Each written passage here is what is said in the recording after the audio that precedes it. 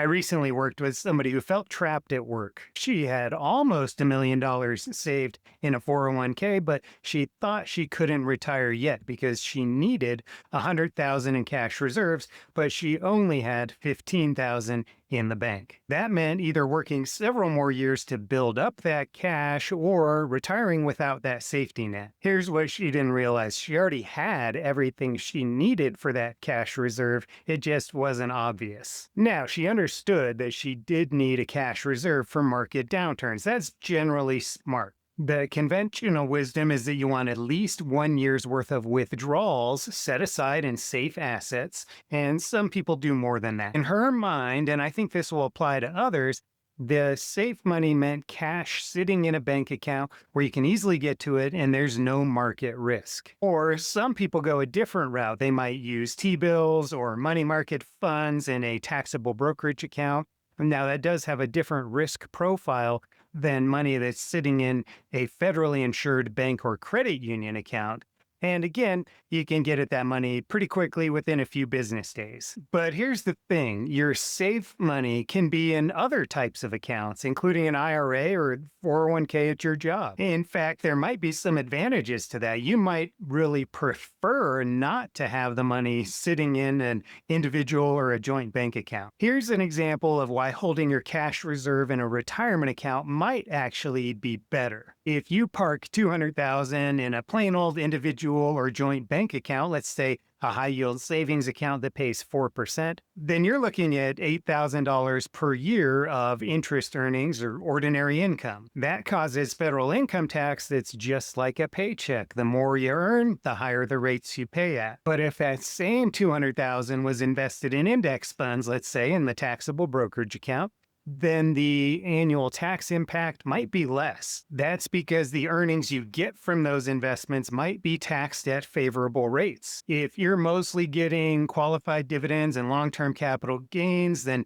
you might be paying tax on that stuff at, let's say, 15%, maybe 0, maybe at higher rates, depending on your income. I've got a full video on taxable brokerage accounts, so be sure to check that out. So if you're using an asset location strategy, then your 401k or IRA might be an excellent and tax-efficient place to hold your safe assets. Asset location is different from asset allocation, and it's about choosing which types of investments to hold in different types of accounts, like taxable accounts versus pre-tax versus Roth accounts. Now, there may be some pitfalls here. If you pull the money out of a pre-tax account, then it's going to generate taxable income for you. But if that's where you're spending from anyway, maybe all your money is in those pre-tax accounts, then maybe there's no difference. Instead of selling stocks when they're down and withdrawing from the IRA, you would just withdraw from the cash holdings instead. That said, it could be problematic if you want to pull out that cash and you're trying to minimize your income. If that's important, you might look at some alternatives. Maybe you do have some cash in bank accounts. Maybe you have holdings in taxable brokerage accounts that you can sell while minimizing gains. Maybe you even have some money in Roth that you're going to use. That way, you might be able to cover some expenses without messing up IRMA or your ACA credits or whatever else might be going on for you. So this idea doesn't have to be all or none. You can have some cash in your retirement accounts and get the tax efficiency of that, and plus use those assets to generate a cash reserve. And you can have other cash that's in just a bank account that's quick and easy to get to and won't cause additional income just from withdrawing. And keep in mind, if that money is in a 401k plan, withdrawing it quickly might be a challenge. Your ability to get at that money is going to depend on plan rules and the logistics and the plan processes in place. So it might not be as quick as just contacting your bank. Now, how do you build up that cash reserve? You have several options. One approach is to direct 100% of your new contributions in a 401k plan, for example, into the cash option. That might make sense if you're in your last few years of work and let's say you're putting in $30,000 a year. That will build up a nice little cash bucket over time. And if you need to save more than that, then you can do more in a taxable brokerage account or a bank account. Another solution might be to sell investments in your 401k or your IRA and move the money over into cash or safe assets. The question is always about timing, and that's not what this video is about, but you probably don't want to wait until the day before you retire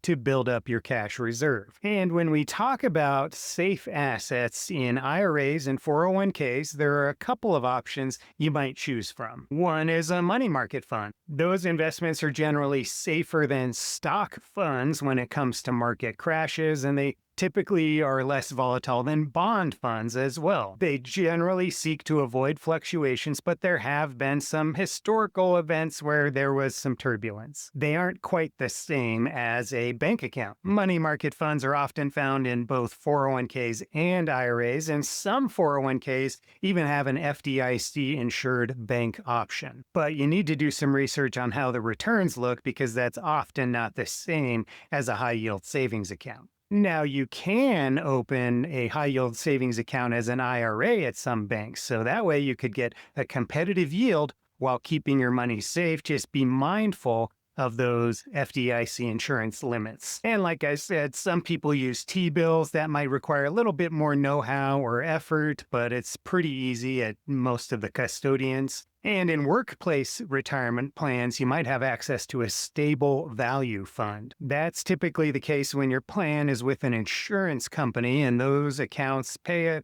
decent rate of return with a pretty low level of risk. But there you have to be careful, because your money might get tied up in that stable value fund. Now, that's often not the case if you are reaching retirement and then you want to withdraw the money, but check with the 401k plan vendor and learn about all those rules. And if you're at TIAA, maybe you work at a large university or something, be careful of that guaranteed account. It can be a fine option, but it can also keep your money locked up in some cases, not every case, but it can keep your money locked up so that you can only withdraw it over a series of 10 years. Some other options, probably not my favorites. Maybe you have some cash value life insurance that you could borrow against if you needed some cash. I would not buy a new policy for that purpose. But if you have an old one out there that you otherwise want to keep, right? So we're not talking about a strategy where you pursue this, then that might be an option. You could also consider a HELOC or a home equity line of credit, but